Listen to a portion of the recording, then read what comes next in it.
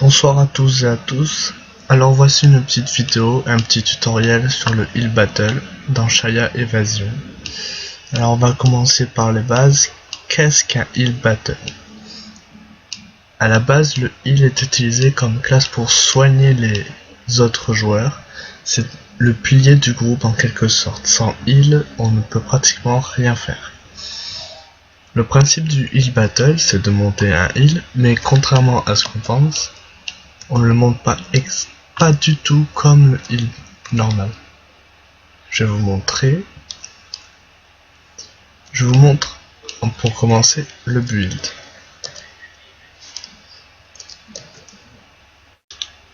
Le build, hop. On le passe en full INT. L'INT, c'est full INT, c'est toute l'INT qu'on a.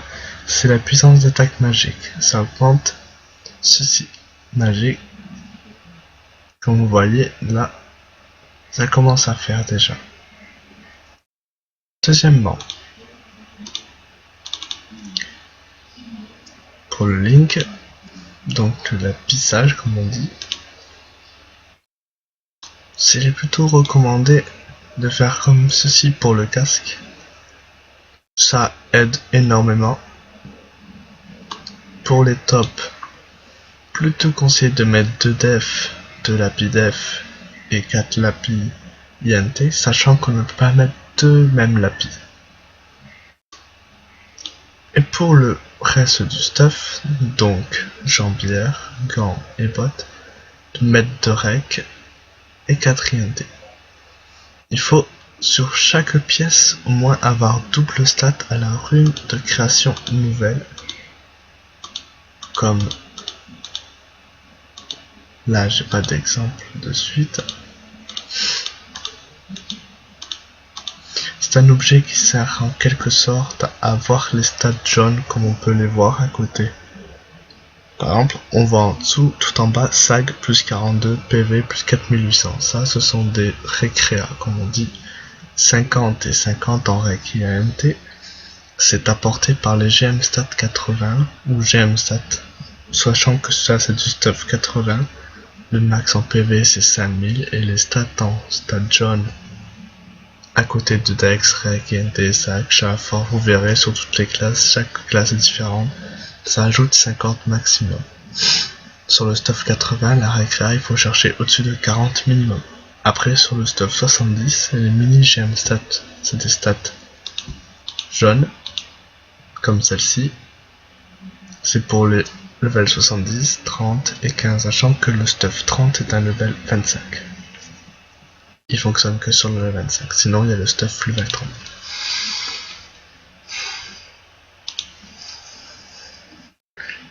On va ensuite rader plus près encore sur les bijoux. Sur les bijoux, soit vous pouvez viser le plus de rec maximum ou faire comme moi ici présent, viser le maximum d'INT possible.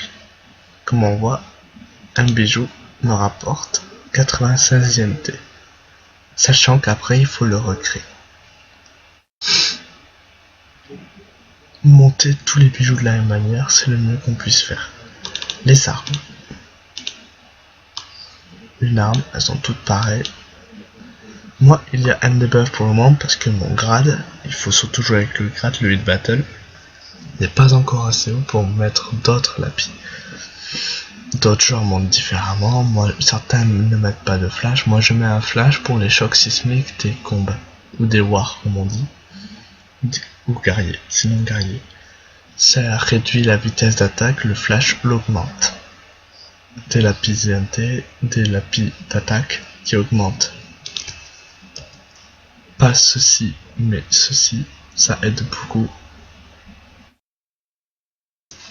Maintenant, on va passer à autre chose. Les sorts qu'il faut prendre.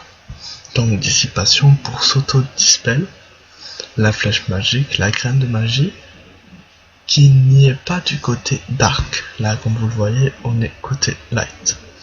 Le choc élémentaire, très utile, la verse de grêle obligée, verglas, qui s'utilise sous motivation potentielle et sous le bouclier d'éteint si possible. le blizzard. Aura de paix, ce n'est pas forcément utile. Le soin perso non plus, c'est à vous de voir si vous prenez ces deux-là. Aura de paix, je l'ai parce que moi j'en ai besoin, parce que sans ça, sans ça, sans ça, et sans ceci, je n'ai pas assez de PV, ce qui fait que j'ai un décalage d'au moins 5000 PV, ce qui peut être très pénalisant. Les potions, vous les placez où vous voulez. Potion de dissipation, le popo orange, popo jaune, popo de suppression, ça supprime de tout ce qui est tous les debuffs assez gênants pour les classes magiques. Ça, ce sont des potions de mana, barre bleue, ici présente, qui régénèrent pas mal. Ça dit 15 000, mais ça régénère beaucoup plus.